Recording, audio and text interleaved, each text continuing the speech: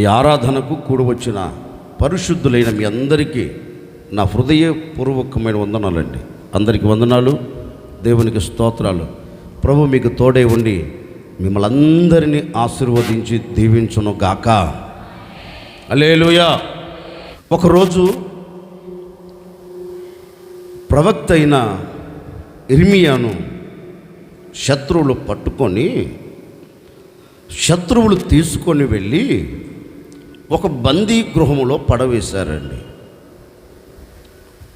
కన్నీరు కార్చి తన ప్రజల కొరకు ప్రార్థన చేయగలిగిన ఒక ప్రవక్త. ఇర్మియాకు ఒక పేరు పెట్టారు. ఏం పేరు అంటే కన్నీటి ప్రవక్త. ఈ కన్నీటి ప్రవక్తను తీసుకొని వెళ్ళి ఒక బందీ గృహంలో, ఒక చెరసాలలో పడవేశారు. ఈ దైవ సేవకుడు చెరసాలలో వేయబడిన తరువాత ఆ చెరసాలలో నుండి దేవునికి మొరపెడుతున్నాడు. దేవుని సన్నిధిలో చేరి ప్రార్థిస్తున్నాడు. ఏమని ప్రార్థిస్తున్నాడు అంటే, తనకు కలిగిన విపత్తును గూర్చి, తను ఎదుర్కొంటున్న ఆ పరిస్థితులను గూర్చి దేవుని సన్నిధిలోనికి వెళ్ళి దేవుని సన్నిధిలో ఎలుగెత్తి ప్రార్థన చేస్తున్నాడు. అయ్యా, నేను చాలా ఇబ్బందుల మధ్యలో పడిపోయాను. ఈ పరిస్థితులలో నుండి నన్ను విడిపించగలిగిన వాడు, ఈ పరిస్థితులలో నుండి నన్ను తప్పించగలిగిన వాడు, నా కంటికి ఎవ్వడు కనబడట్లేదు. పిలిచింది నీవు, ఏర్పరచుకున్నది నీవు, ఇక్కడ నిలబెట్టింది కూడా నీవే. మరి ఈ సమయంలో నీవు తప్ప నాకు వేరొక ఆధారము లేదు అని దేవుని సన్నిధిలో చేరి ఎలుగెత్తి మొరపెడుతుంటే దేవుడు తనతో ఒక వాగ్దాన పూరితమైన మాట చెప్తున్నాడండి. ఎలాంటి పరిస్థితులలో? కట్టివేయబడిన పరిస్థితి. ఎలాంటి స్థితిలో నిలిచిపోయాడు? సరిగా నిలిచి మాట్లాడలేని పరిస్థితి. సరిగా కాలు చాపి పడుకుందామన్నా వీలు లేని స్థితిలో ఉండి దేవునికి ఒకటే ప్రార్థన చేస్తున్నాడు. ఇలాంటి పరిస్థితులలో నుండి నేను తప్పించబడాలి అన్నా, నేను బయటికి రావాలి అన్నా నీ సహాయం నాకు కావాలి అని దేవుని సన్నిధిలో ఎలుగెత్తి ప్రార్థన చేస్తుంటే దేవుడు తనకు ప్రత్యక్షమై ఒక ధైర్యంతో కూడిన మాట చెప్తున్నాడు. ఇప్పుడు ఆ మాట మనం చదువుదాం. ఇర్మియా ప్రవచన గ్రంథం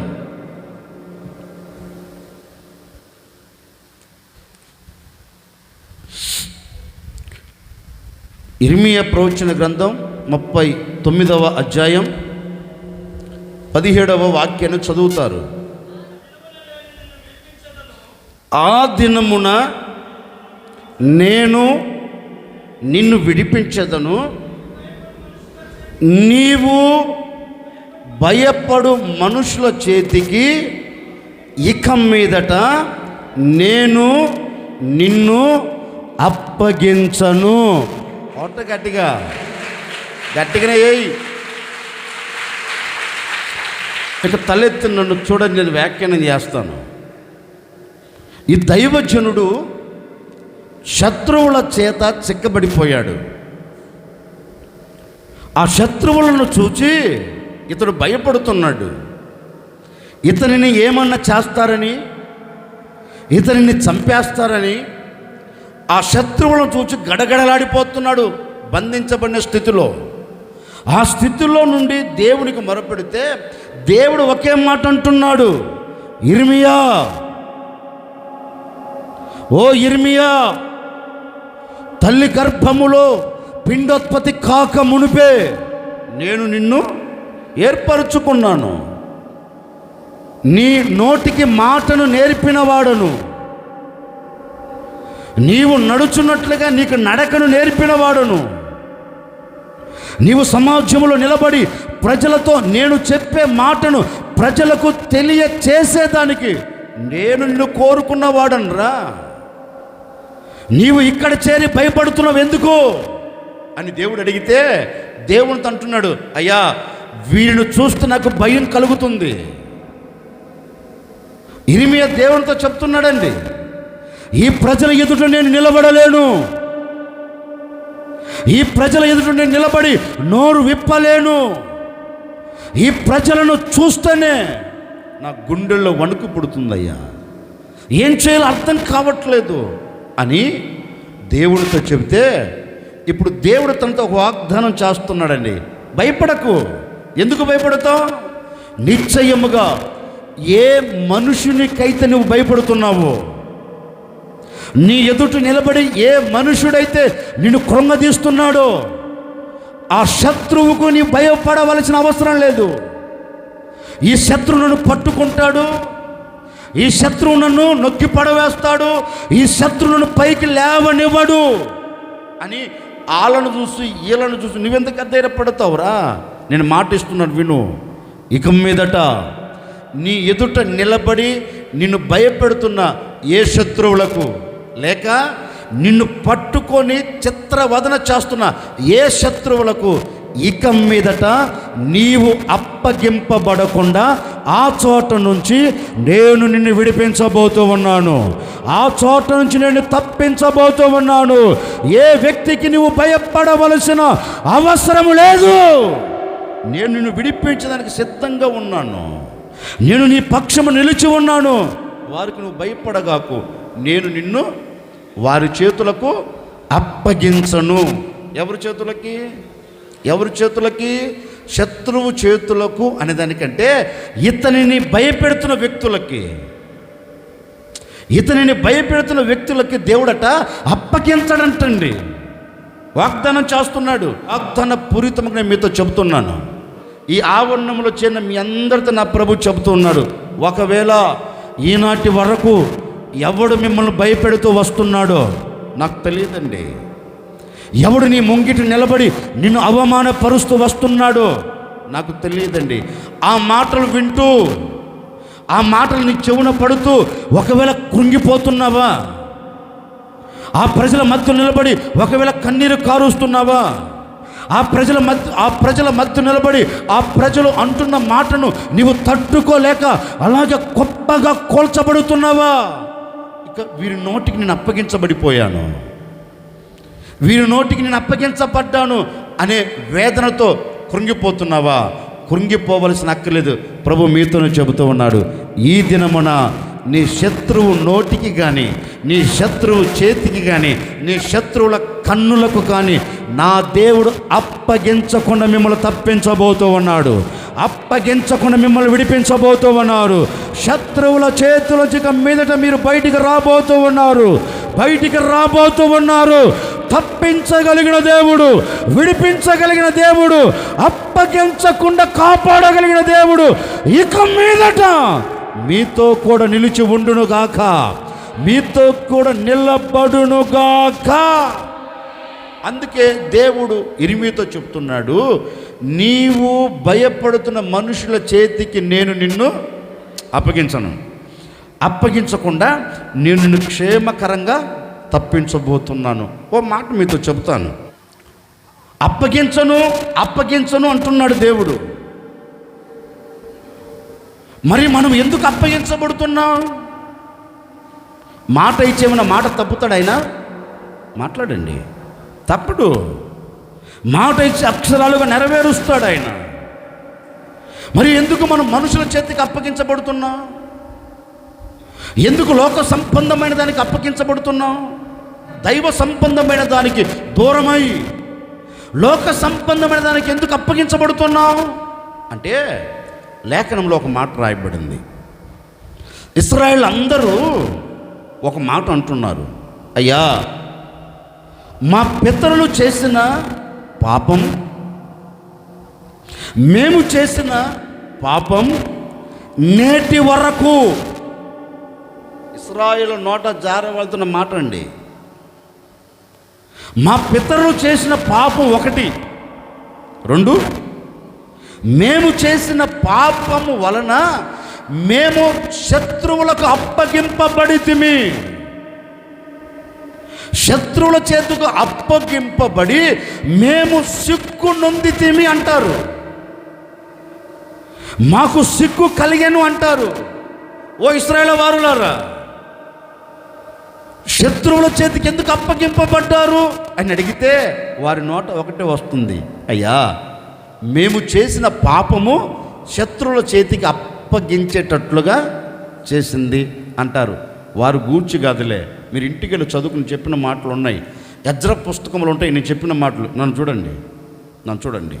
ఇశ్రాయేలు నోట జారవలసిన మాట అదే. ఇప్పుడు నేను అనే మాట ఏంటంటే, ఈనాటి వరకు ఎవడో ఒకటి చేతికి నీవు మాట్లాడండి, ఎవడో ఒక చేతికి అప్పగించబడ్డావు. దేవుని చేతలో ఉండవలసిన నీవు, దేవుని ఆలోచన ప్రకారం నడిపించబడవలసిన నీవు, నీ సొంత ఆలోచన చేత, నీ సొంత తలంపుల చేత నీవు ఎవడో ఒకటి చేతికి అప్పగించబడ్డావు. అది ఎవడైనా కావచ్చు. ఇప్పుడు అప్పగింపబడి నీకు కలుగుతున్నది ఏంటంటే అవమానం. అంతేగా? మాట్లాడండి.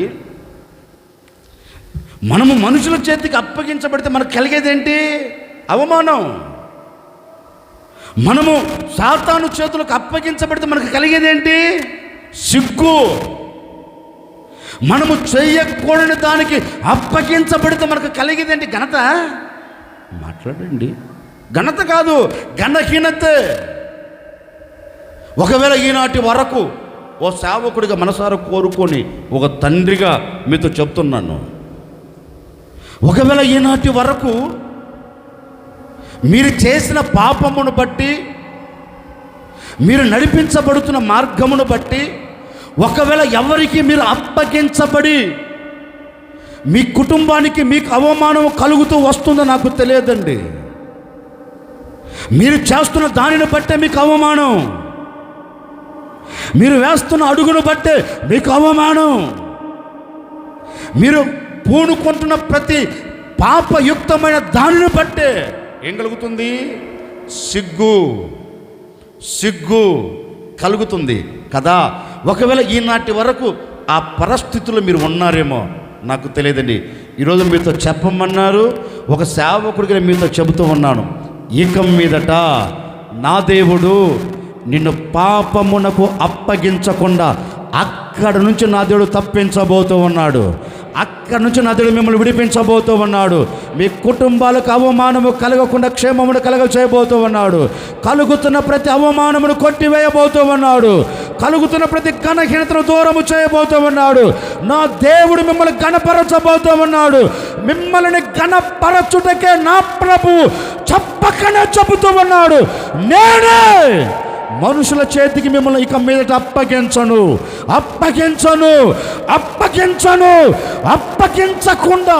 నేను మిమ్మల్ని తప్పించి క్షేమకరంగా మీరు వెళ్ళవలసిన గమ్యానికి నేను మిమ్మల్ని తీసుకొని వెళ్ళబోతూ ఉన్నాను. చెప్పండి కొంచెం గట్టిగా, హల్లెలూయా. అందుకే దేవుడు ఇర్మీయాతో అంటాడు, నీవు భయపడుచున్న మనుషులకి, గట్టిగా చెప్పండి, ఎవరిని? నన్ను. నా వైపు చెప్తున్నాను. రే జార్జే, నీవు ఏ మనుషులకైతే భయపడుతున్నావో వారి చేతులకు నిన్ను నేను, నాతో మాట ఇచ్చాడు ఆయన, ఇప్పుడు మీతో కూడా మాట ఇస్తున్నాడు. ఎవరికి వారు కాకపోతే చూడండి, ఈ ఇర్మీయా గ్రంథం అంతా మీరు చదవని చాలా వాగ్దానాలు ఉన్నాయి.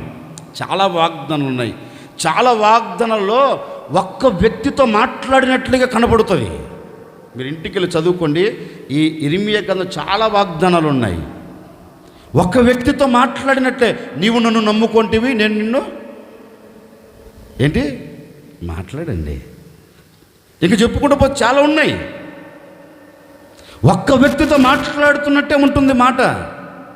ఇప్పుడు నేను కూడా మీతో చెబుతున్నాను, ఈ క్షణం వరకు ఎవరిని చూసి మీరు భయపడుతున్నారో అక్కడ నుండి నా దేవుడు నీ శత్రువులకు అప్పగించకుండా నా దేవుడు నిన్ను బయటికి తీసుకొని వచ్చును గాక. నీ పక్కన రోజు ఒక మాట అనండి, ఒక్క మాట అండి, నీవు భయపడుచున్న మనుషుల చేతికి దేవుడు నిన్ను అప్పగింపడు. నేను భయపడుతున్న మనుషుల చేతికి నా దేవుడు నన్ను అప్పగించడు.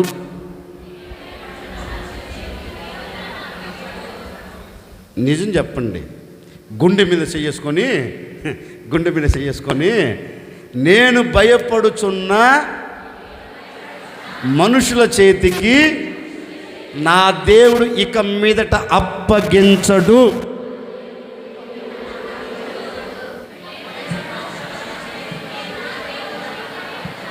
మీరు కోరుకున్నట్టే నా ప్రభు జరిగించునుగాక.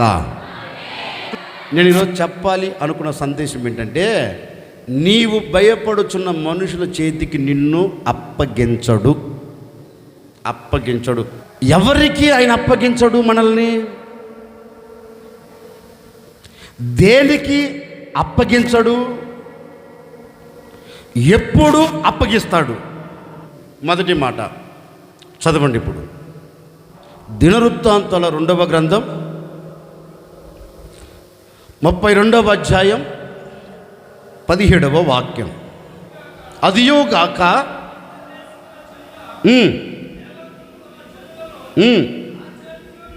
నా చేతిలో నుండి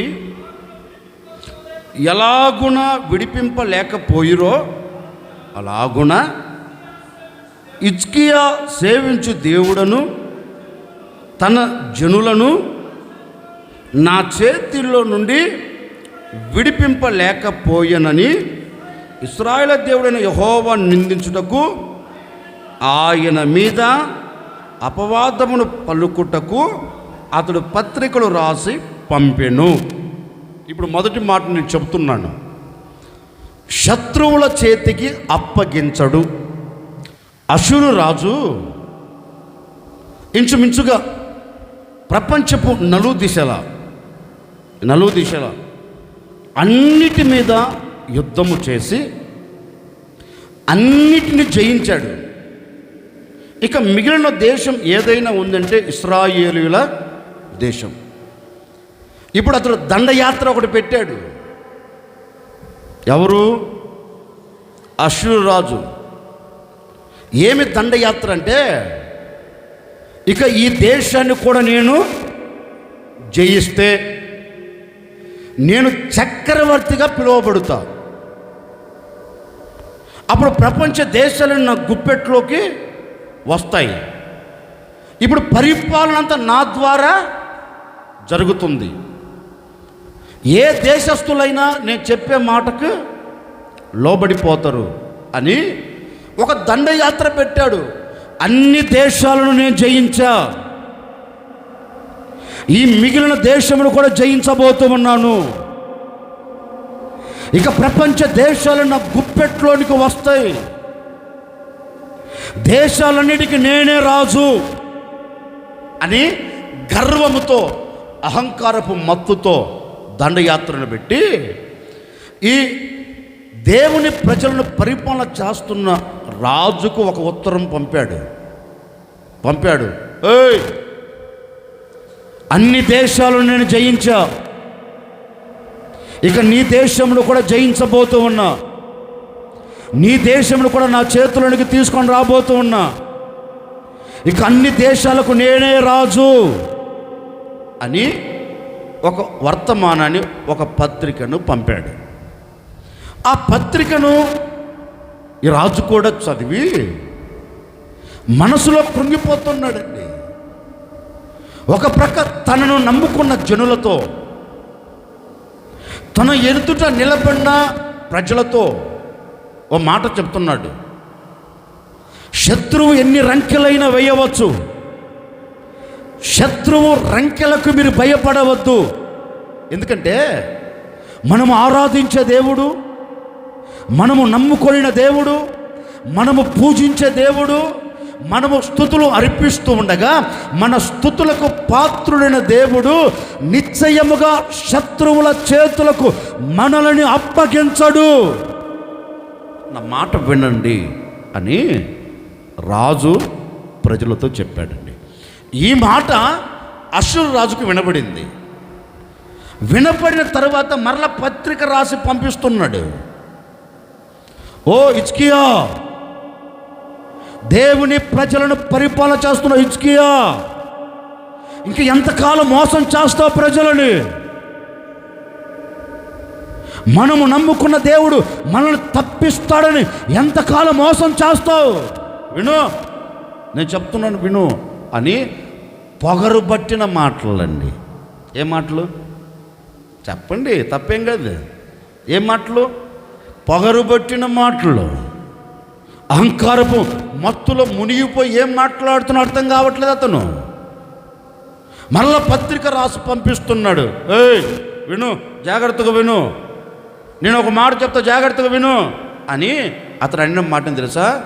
పలాని దేశం మీదికి వెళ్ళిన ఆ దేశ ప్రజలు నమ్ముకున్న దేవతలు, దేవుళ్ళు నా చేతుల్లోంచి తప్పించలేకపోయారు.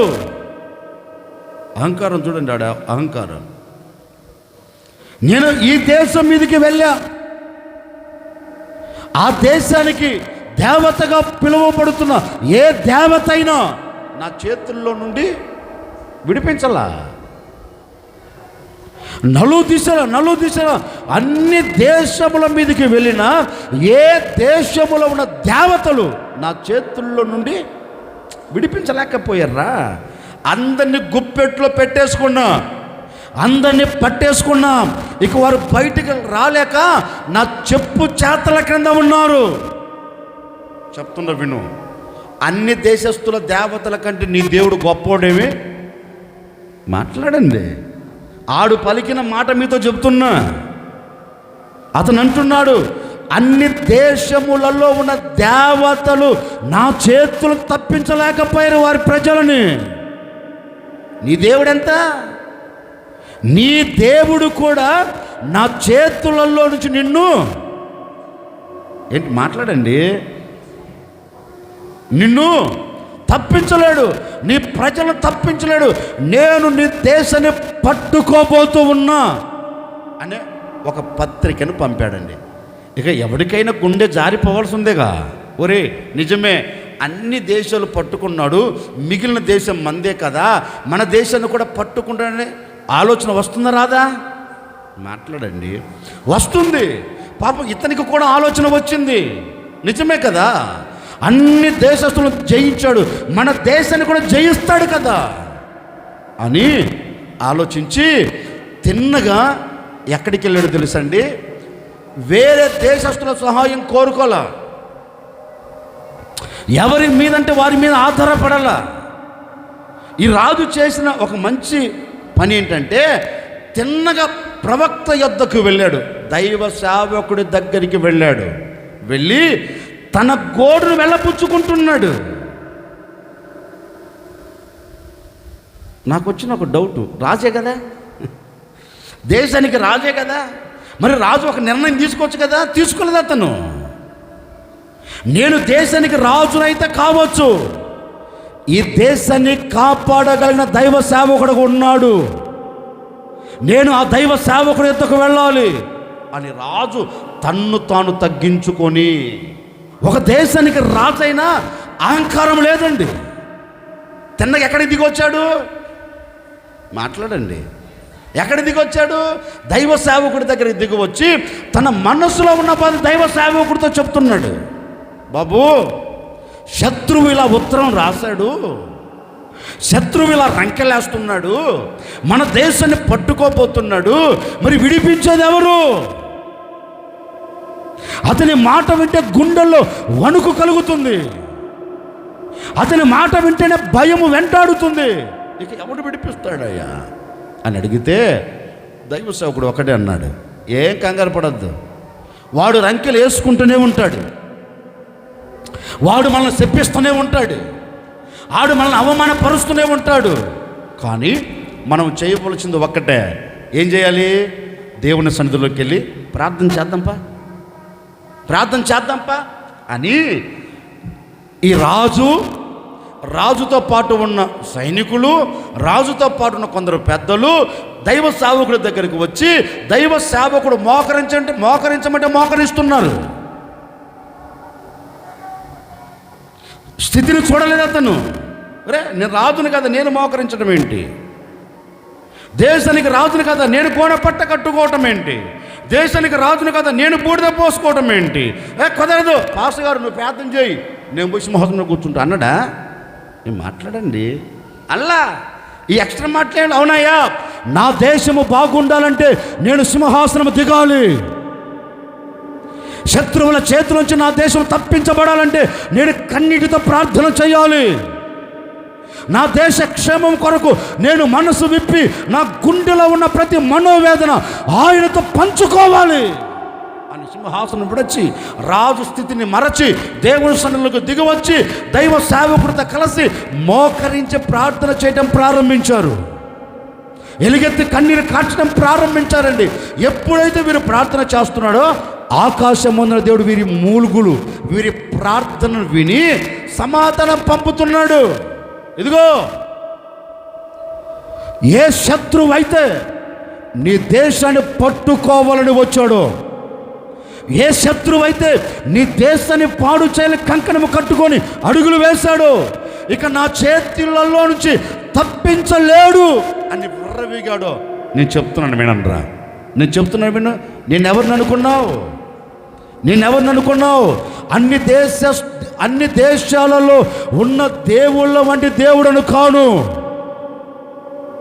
అన్ని దేశాలలో పిలువబడుతున్న దేవతల వంటి దేవుణ్ణి కాను. అన్ని దేవతలు అన్ని దేవుళ్ళు మనుషులతో చేయబడ్డారు, అది మనుషుని సృష్టి. నేనెవరిని అనుకున్నావు? నేను మనుషులతో చేయబడిన వాడను కాను, నేను మనుషులు నన్ను సృజించలేదు. నేనెవరినో తెలుసా? సర్వలోకనాథుడను, సర్వలోకానికి చక్రవర్తిని, సర్వలోకానికి నేనే దేవుడను, నేనే మాట ఇస్తూ ఉన్నాను, జాగ్రత్తగా వినండి అని ఆ ప్రజలతో చెబుతూ ఒక మాట అంటున్నాడండి. చూడు, నేను దేవుడను కనుక నీతో మాట ఇస్తున్నా, మిమ్మల్ని సృష్టించాను కనుక మీతో మాట ఇస్తున్నా. ఏ శత్రువైతే పట్టుకోవాలి అని, ఏ శత్రువైతే మిమ్మల్ని బాధించాలని, ఏ శత్రువైతే మిమ్మల్ని అనగద్రొక్కాలి అని, ఏ శత్రువైతే మీ దేశమును స్వాధీనపరుచుకోవాలని రంకెలేస్తూ అవమానపరుస్తూ మీ మీద నిందలు మోపుతూ పరుగులు తీస్తున్నాడో, వాడు ఏ మార్గమున అయితే వచ్చాడో నేను మరలా వాడిని అదే మార్గమున వెనకకు పంపబోతూ ఉన్నాను. ఇక మీ దేశాన్ని వాడి చేతులకు అప్పగించను, నేను అద్భుతం చేస్తానన్నాడు దేవుడు, అద్భుతం చేస్తానన్నాడు. అప్పుడు ఏం చేశాడు దేవుడు? రివ్వును దిగొచ్చాడా? దిగిరాలా? ఆయన సింహాసనం మీద కూర్చున్నాడు, పక్కన దూత ఉంది మికాయేలు. ఏ కాయేలు?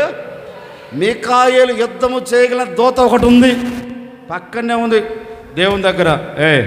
ఎల్లు కిందికి. ఆ దూత అంటుంది, ఎక్కడికయ్యా? ఎక్కడికన్నా తెక్కమొహమా?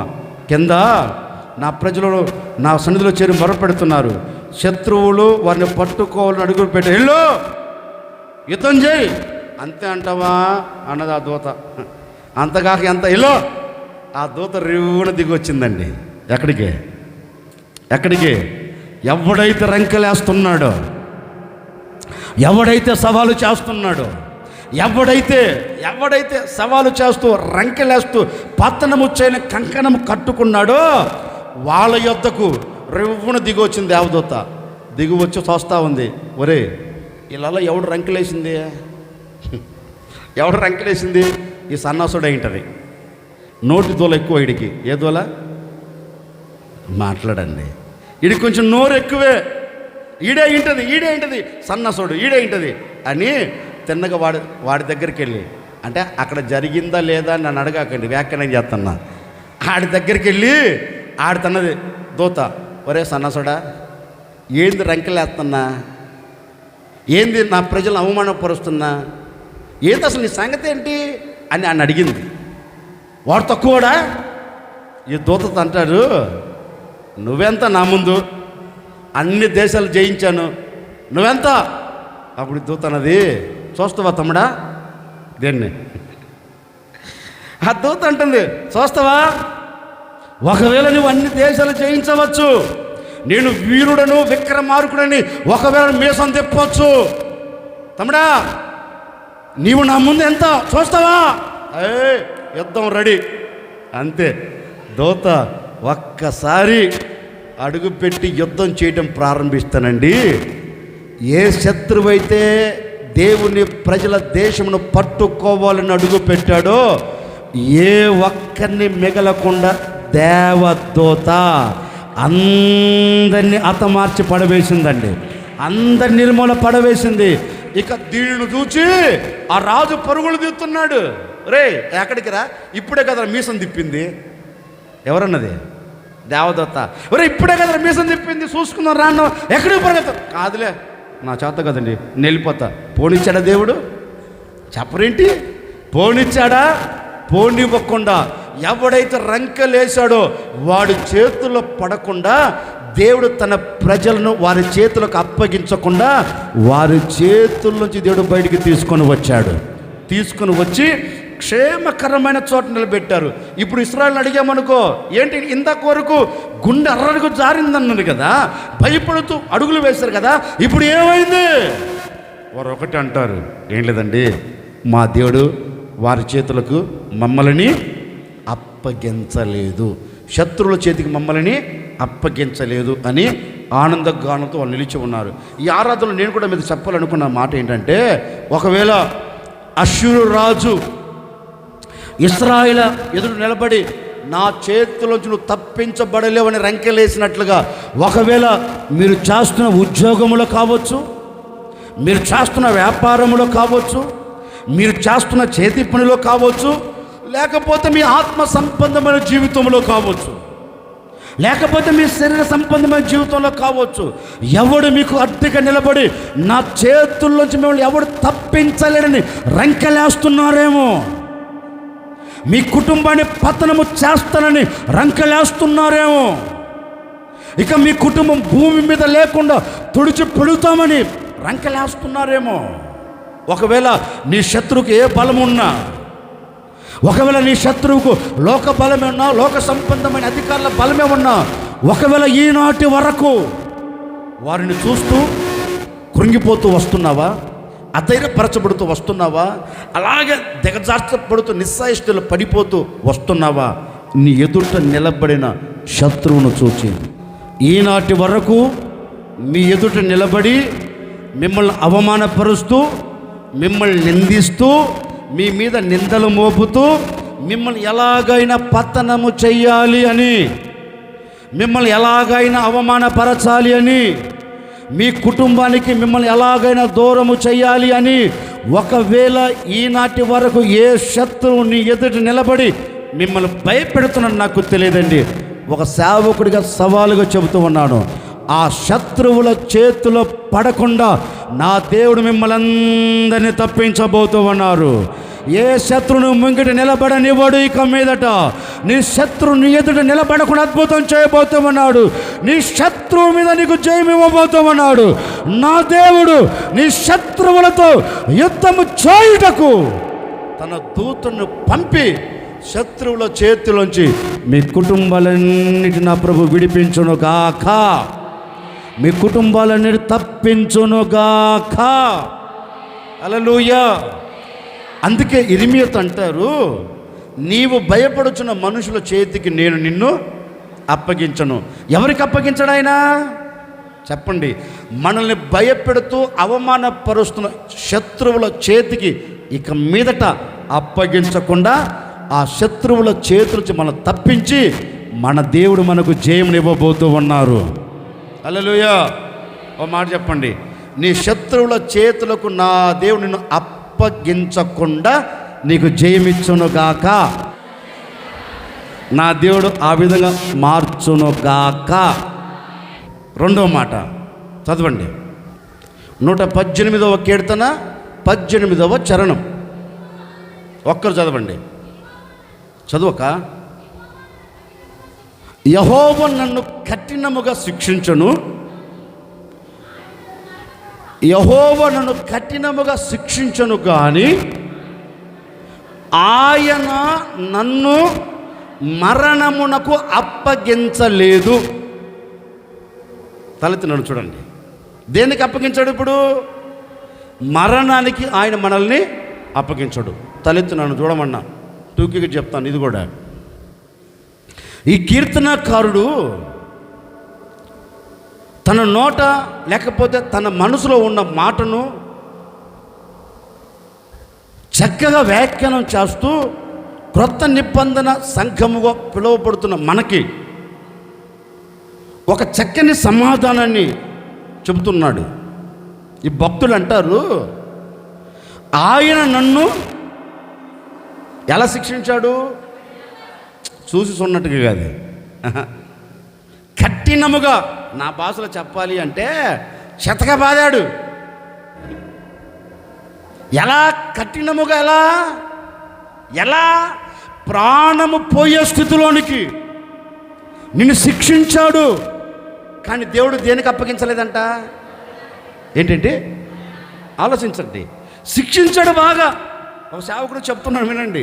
జనవరి 1వ తేదీ నుండి ఈ క్షణం వరకు ఏ సమస్యల చేత మిమ్మల్ని శిక్షించాడో నాకు తెలియదు. ఏ పరిస్థితుల ద్వారా మిమ్మల్ని శిక్షిస్తూ వచ్చాడో తెలియదు. ఏ ఆటుపోటుల ద్వారా మిమ్మల్ని శిక్షిస్తూ వచ్చాడో తెలియదు. లేకపోతే శరీరంలో కలుగుతున్న ఏ అనారోగ్యము ద్వారా ఈనాటి వరకు మిమ్మల్ని శిక్షిస్తూ వచ్చాడో తెలియదు. శిక్షించిన మాట వాస్తవమే, కానీ మిమ్మల్ని మాత్రం దేనికి అప్పగించాలా? ఏంటండి? దేనికి అప్పగించాలా? దేవుడు మరణానికి అప్పగించలేదంట ఆ భక్తుణ్ణి. ఇప్పుడు నేను కూడా మీతో చెప్తున్నాను, ఈనాటి వరకు ఒకవేళ పరిస్థితులను చూచి చనిపోయే స్థితులకు వెళ్ళాలనుకున్నావా, కంగారు పడవలసిన అక్కర్లేదు. శిక్షిస్తాడు, కానీ ఆ చోట నుంచి దేవుడు మరలా మిమ్మల్ందరినీ ఉజ్జీవపరచబోతూ ఉన్నాడు. మిమ్మల్ందరినీ జీవముతో నిలబెట్టబోతూ ఉన్నారు. మరణమును నిరర్ధకము చేసి మరలా సజీవుల మధ్యలో ఇక మీద నా ప్రభు నిలబెట్టబోతూ ఉన్నారు. సమస్యలన్నిటి మీద నీకు జయం కలగబోతూ ఉంది. సమస్యలన్నిటి మీద జీవం కలగబోతూ ఉంది. ఏ సమస్య నేను మరణావస్థలోకి తీసుకుని వెళ్ళిందో నాకు తెలియదండి. ఆ చోట నుంచి నా దేవుడు మరలా మిమ్మల్ని జీవము కలిగిన చోట నిలబెట్టబోతూ ఉన్నాడు. ఇక మీదట మరణము నిలబడనివ్వడు దేవుడు. మరణమును కొట్టివేయబోతూ ఉన్నారు. మరణమును దేవుడు తీసివేసి మీ కుటుంబాలన్నిటికీ జీవమును కలగ చేయబోతూ ఉన్నాడు. హల్లెలూయా.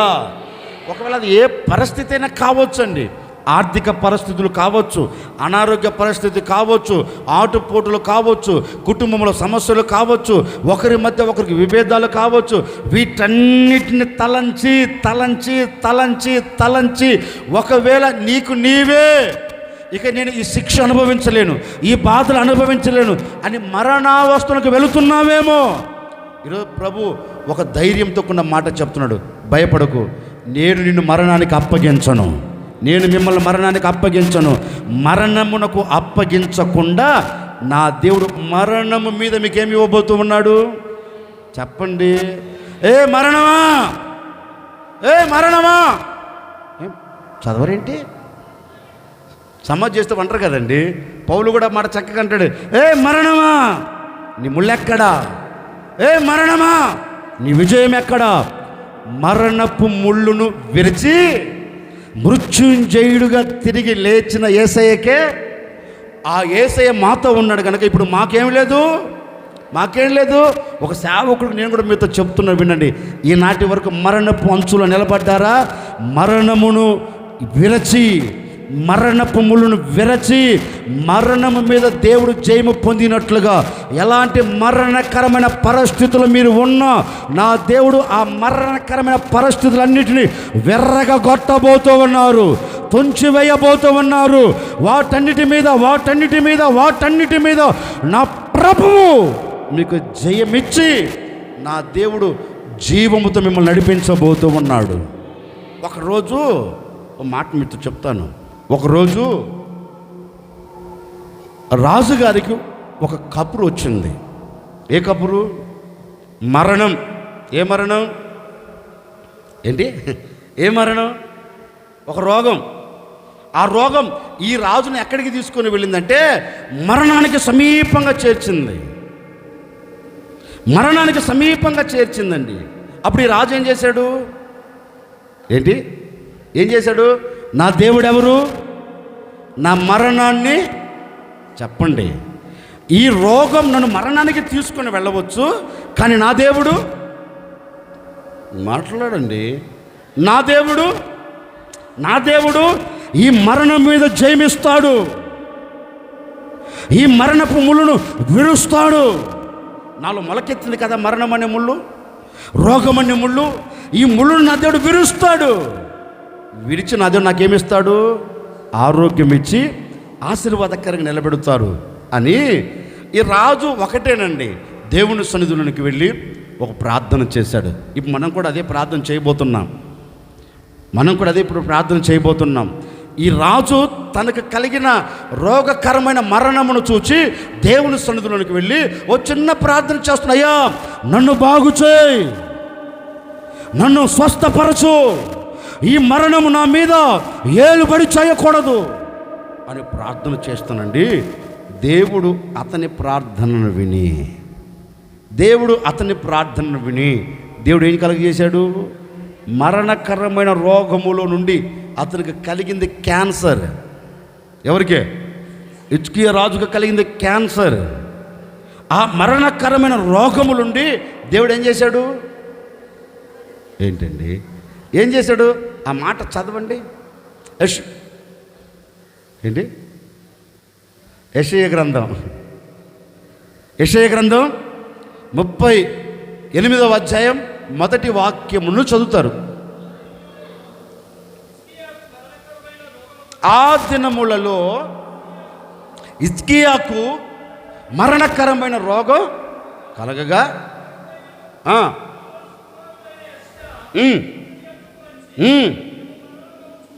నీవు మరణమవుచున్నావు,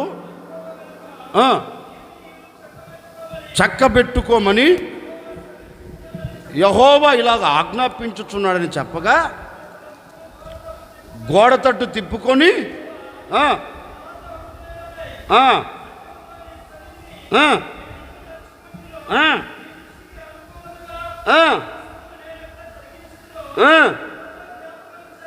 కృపతో జ్ఞాపకము చేసుకోమని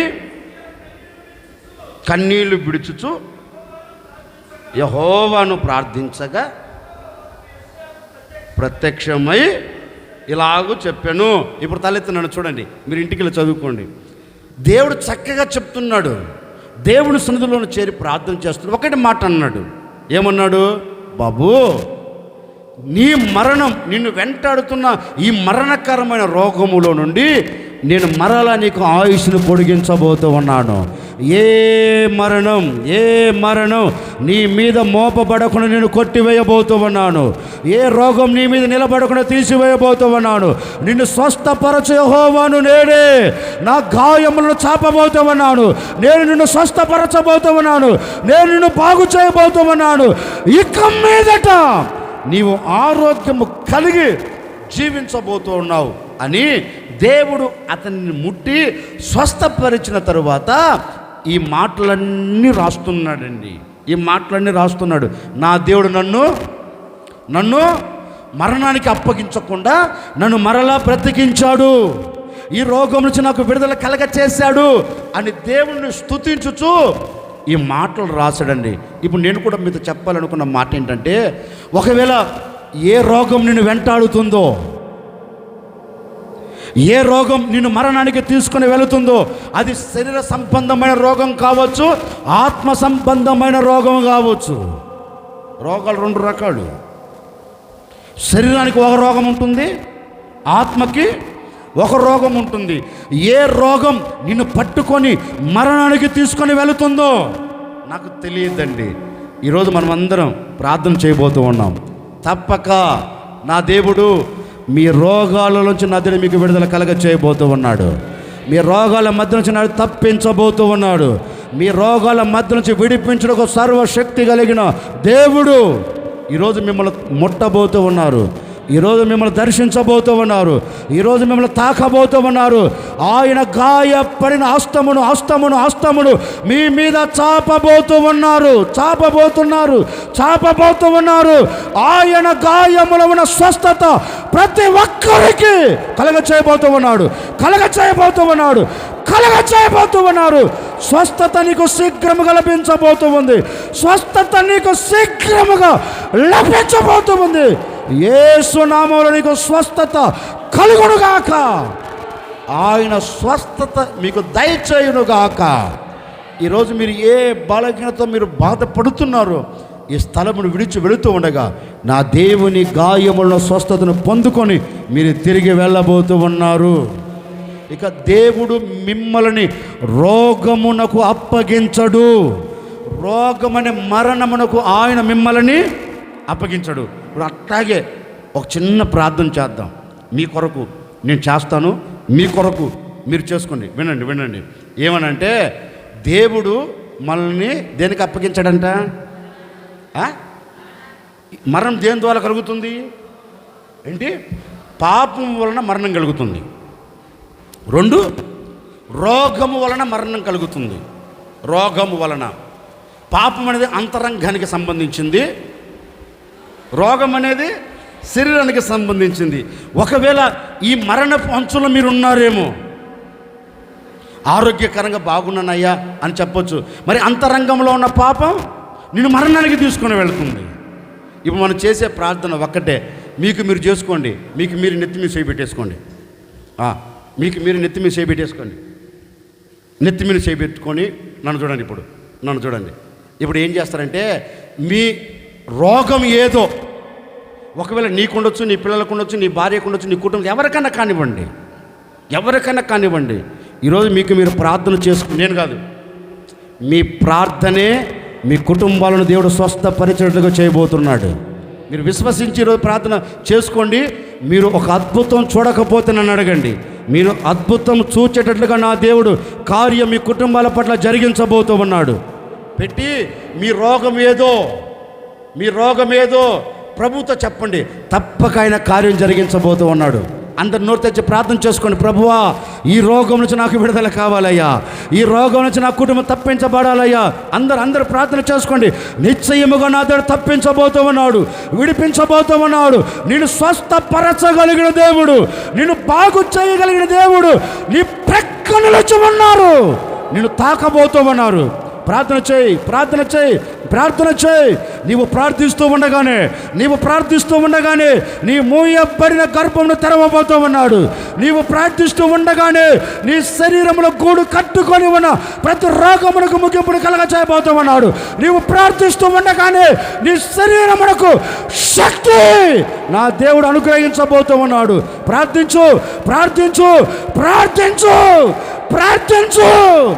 ఎవరికి వారు మరపెట్టండి. ప్రభువా, నా గర్భాన్ని తాకండి అయ్యా, నా గుండెను ముట్టండి అయ్యా, నా శరీరములో ఉన్న ప్రతి అవయవాన్ని తాకండి, స్వస్థపరచండి అని ప్రార్థన మీరు చేస్తూ ఉండగానే నా దేవుని మహిమ కలిగిన బాహు ఒక్కొక్కరిని తాకబోతూ ఉంది. ఈ ఆవరణములో కూర్చున్న ప్రతి ఒక్కరిని అదుగో నా దేవుని హస్తం నువ్వు తాకునుగాక. ఇప్పుడే నేను తాకబోతూ ఉంది. యేసు నామములో ప్రతి బలహీనత తొలగిపోవునుగాక. అరికాలు మొదలుకొని నడినెత్తు వరకు అణువణువున నా దేవుడు మీకు స్వస్థతను అనుగ్రహించబోతూ ఉన్నాడు. ప్రతి నరమును నా దేవుడు ముట్టాడు, ప్రతి కండరాలను ముట్టాడు, ప్రతి ఎముకలను నా దేవుడు ముట్టాడు, ప్రతి అవయవాలను నా దేవుడు స్వస్థపరచబోతూ ఉన్నాడు. ఇప్పుడే ఆయన నీ ప్రక్క నిలిచి ఉన్నాడు. నీ బలహీనత ఏదో ఆయనతో చెబుతూ ఉండగానే ఆయనను తాకునుగాక. ఈ ఆవరణ విడిచి వెళుతూ ఉండగానే నా దేవుడు మీకు శీఘ్రముగా నా దేవుడు స్వస్థతను అనుగ్రహించబోతూ ఉన్నాడు. నిశ్చయముగా అలాంటి కార్యం పరిశుద్ధాత్మ దేవుడు ఒక్కొక్కరిలో జరిగించునుగాక. ప్రతి రోగం యేసు నామములో తొలగిపోవునుగాక. యేసు నామములో మీ కుటుంబాలకు దూరం అవునుగాక. నీ ఆత్మ సంబంధమైన రోగము తొలగిపోవునుగాక. నీ శరీర సంబంధమైన రోగం తొలగిపోవునుగాక. నా దేవుడు ప్రతి ఒక్కరికి స్వస్థతను అనుగ్రహించునుగాక. కొంచెం గట్టిగా చెప్పకపోయారా? కొంచెం గట్టిగా చెప్పండి. అందుకే ఈ భక్తుడు అంటారు, ఏ భక్తుడు? నా దేవుడు నన్ను కఠినముగా శిక్షించాడు, కానీ నా దేవుడు ఏం చేశాడు? నన్ను మరణకరమైన రోగానికి నా దేవుడు అప్పగించలేదు. ఒక సేవకు నిండు మనసుతో నేను కోరుకుని చెప్తున్నాను, మిమ్మల్ని కూడా, ఈ సంఘములో అడుగుపెట్టిన ఏ ఒక్కరిని కూడా రోగం అనే మరణమునకు నా దేవుడు అప్పగించకుండా మిమ్మల్ని అందరినీ స్వస్థపరచబోతూ ఉన్నారు. ఆయన గాయంలో స్వస్థత మీకు కలగబోతూ ఉంది. నా దేవుడు తప్పక ఈ ఆవరణంలో చేరిన ప్రతి ఒక్కరిని ముట్టి స్వస్థపరచును గాక. హల్లెలూయా. 1, శత్రువుల చేతికి అప్పగించడు. 2, చెప్పండి, మరణానికి అప్పగించడు. రోమపత్రిక 1వ అధ్యాయం 24వ వాక్యం. ఈ హేతువు చేత వారు తమ హృదయముల దురాశలను అనుసరించి తమ శరీరములను పరస్పరము అవమానపరుచుకున్నట్లు దేవుడు వారిని అపవిత్రతకు అప్పగించను. ఇప్పుడు తలెత్తిన చూడండి, టూకే చెప్తున్నాను. పౌలు అంటారు, సంఘానికి అనొచ్చు, లేకపోతే దేవుని కొరకు నిలబడి ప్రభు రాకడకు సిద్ధపరచబడుతున్న వ్యక్తులకు అనొచ్చు. ఒకే మాట అంటున్నాడు, సంఘస్థులారా, మిమ్మల్ని దేవుడు, మైనస్లో చెప్తున్నాను, మిమ్మల్ని దేవుడు అపవిత్రతకు అప్పగించను. నాకు వచ్చిన డౌటు, మన దేవుడు ఎవరు? మాట్లాడండి. పరిశుద్ధుడు కదా. మరి దేవుడు మనం ఎలా ఉండాలని కోరుకున్నాడు? ఏంటి? నేను పరిశుద్ధుడై ఉండినట్లు మీరును పరిశుద్ధులై ఉండండి అన్నాడు. ఈ దైవజనుడు కూడా సంఘానికి ఒక ఉత్తరం రాస్తుంటారు, దేవుడు తనకు తానే అప్పగించుకున్నాడు.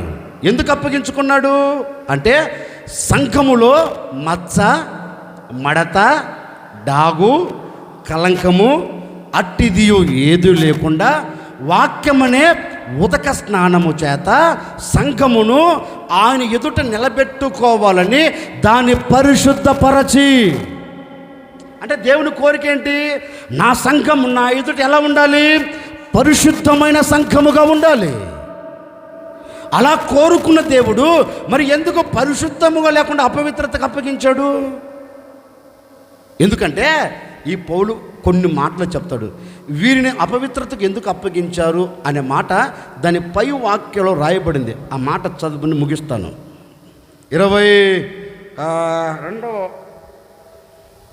21వ వాక్యం 2వ వాక్యం చదవండి. వారిని ఎందుకు అప్పగించాడో పౌలు క్లారిటీగా చెప్తున్నాడు. మరియు వారు దేవునిని ఎరిగి, 1 వినండి, వారు ఎందుకు అపవిత్రతకు అప్పగించబడ్డారో పౌలు చెప్తున్నారు. 1, వారు దేవునిని మహిమపరచాల. ఇప్పుడు తలెత్తున్నాను చూడండి చెప్తాను. మరి ఎవరిని మహిమపరిచారు? ఏంటండి? అన్నిటి కలిపి ముగింపులో చెప్తాను. 1, దేవునిని మహిమపరచాల, అందుకు అపవిత్రతకు అప్పగించబడ్డారు. 2, కృతజ్ఞతాస్తుతులు చెల్లించలేదు, అందుకు అపవిత్రతకు అప్పగించబడ్డారు. 3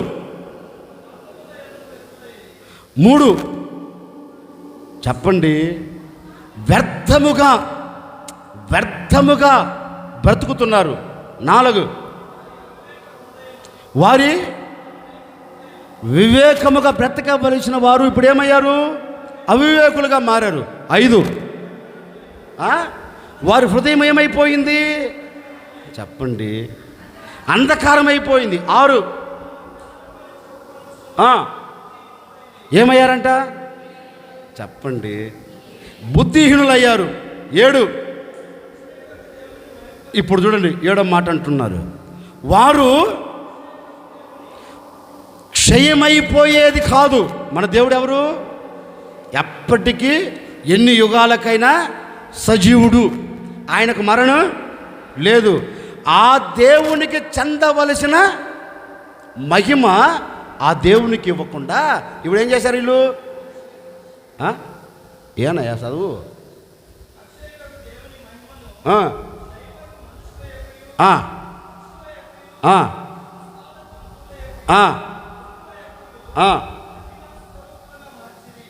దేనిని? 7వ తప్పు వాళ్ళు ఏం చేశారో తెలుసా? దేవునికి ఇవ్వవలసిన మహిమ,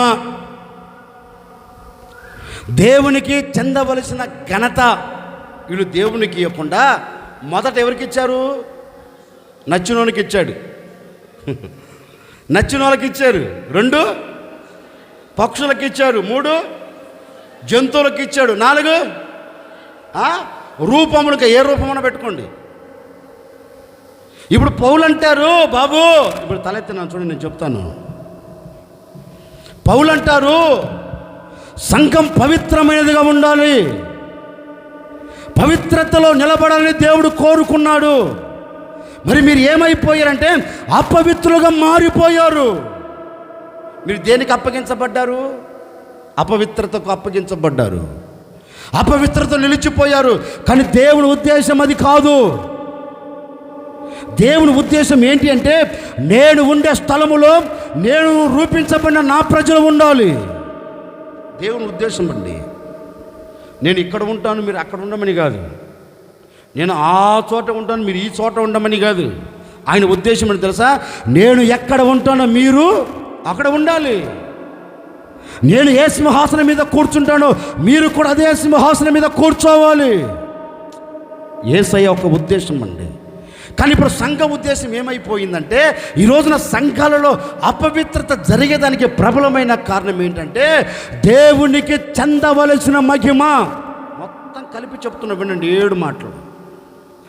దేవునికి రావలసిన ఘనత ఎవరికి ఇస్తున్నారు? ఏంటి? పాస్టర్లకు ఇస్తున్నారు. బాబు మనుషులకు కాదు చెందవలసిన మహిమ, దేవునికి చెందవలసిన మహిమ. ఒక క్రొత్త నిబంధన సంఘం ఎవరు చూడాలి? అది పాటలను చూడక నా మాట వినండి, దండం పెట్టి చెప్తున్నా, మరలా దండం పెట్టి చెప్తున్నా. ఏ పాటలను మీరు చూడొద్దు, ఏ సిస్టర్లను మీరు చూడొద్దు. ఎవరిని చూడాలి? ఎవరిని చూడాలి? నీకు పరలోకం ఇవ్వగలిగిన దేవుని చూడాలి. ఆ దేవుని పరలోకానికి తీసుకుని వెళ్ళేది పౌలు అంటాడు, సంఘమా ఇప్పటి వరకు దేవునికి చెందవలసిన కృతజ్ఞతాస్తుతులు, దేవుని ఎదుట నీవు వివేకముగా బ్రతకవలసిన నీ జీవితం, దేవుని సన్నిధిలో వ్యర్థముగా పరిగెత్తకుండా నీ పరుగు సార్థకమవునట్లు పరిగెత్తవలసిన నీ పరుగు ఏమైపోయింది? అన్నీ వ్యర్థమైపోతున్నాయి. అందుకని నా మాట వినండి, దేవుడు మిమ్మల్ని ఎలా ఉండాలని కోరుకున్నాడు చెప్పండి. అందుకే ఒక సేవకుని నిండు మనసుతో కోరుకుంటున్నానండి, ఇప్పటి వరకు ఎవరికి చెందిందో, మనుషులకు కావచ్చు, జంతువులకు కావచ్చు, పక్షులకు కావచ్చు, ప్రతి రూపం ఏ రూపమైన కావచ్చు, మీకు ఏ దానికి చెందేటట్లుగా చేశారో దేవునికి ఇవ్వవలసిన ఘనత. అందుకే అపవిత్రతకు అప్పగించబడి ఆవేదనకు గురయ్యారు. ఓ సేవకుడిగా నా ముగింపు మాటలుగా మిమ్మల్ని అందరినీ చెబుతూ ఆశీర్వదిస్తున్నానండి. అపవిత్రతకు అప్పగించబడిన ఏ ఒక్కరు అపవిత్రత లేకుండా నా దేవుడు బయటికి తీసుకొని రాబోతూ ఉన్నారు. ప్రతి ఒక్కరిని పరిశుద్ధులుగా మార్చబోతూ ఉన్నారు, పరిశుద్ధులుగా తీర్చిదిద్దబోతూ ఉన్నారు. పరిశుద్ధ సహవాసుల మిమ్మల్ని అంటు కట్టేటట్లుగా దేవుడు చేయబోతూ ఉన్నారు. ఇక మీదట మీరు నా దేవుని ఎదుట మహిమ కలిగిన సంఘముగా నిలిచి ఉండబోతూ ఉన్నారు. మహిమ కలిగిన వ్యక్తులుగా దేవుడు మార్చబోతూ ఉన్నారు. ఒక్కొక్కరిని నా దేవుడు పరిశుద్ధపరచబోతూ ఉన్నారు. అపవిత్రత యావత్తు పోవునట్లుగా ఈ ఆరాధనలో నా దేవుడు శుద్ధ జలమును చల్లబోతూ ఉన్నాడు. ఒక్కొక్కరి హృదయం పరిశుద్ధపరచబడునుగాక, పవిత్రపరచబడునుగాక. ఇప్పుడు ఆయన శుద్ధ జలం మీ మీద నా దేవుడు చల్లబోతూ ఉన్నాడు. చల్లపోతూ ఉన్నాడు, చల్లపోతూ ఉన్నారు. పరిశుద్ధతకు నాంది మీరు పలకపోతూ ఉన్నారు. ఇక మీదట మీరు పరిశుద్ధమైన సంఘముగా మీరు నిలిచి ఉండేటట్లుగా నా దేవుడు మీ పట్ల ఘనమైన కార్యములు జరిగించబోతూ ఉన్నారు. ఇక మీదట మీరు అపవిత్రతలో నిలబడకుండా నా దేవుడు మిమ్మల్ని బయటికి తీసుకొని వచ్చునుగాక. హల్లెలూయా, హల్లెలూయా. మూడో మాట నేను మీతో చెప్పిన మాట ఏంటంటే, ఇక మీదట నా దేవుడు మిమ్మల్ని అందరినీ అపవిత్రతకు అప్పగించకుండా పరిశుద్ధతకు మాత్రమే దేవుడు మిమ్మల్ని అప్పగించబోతూ ఉన్నాడు.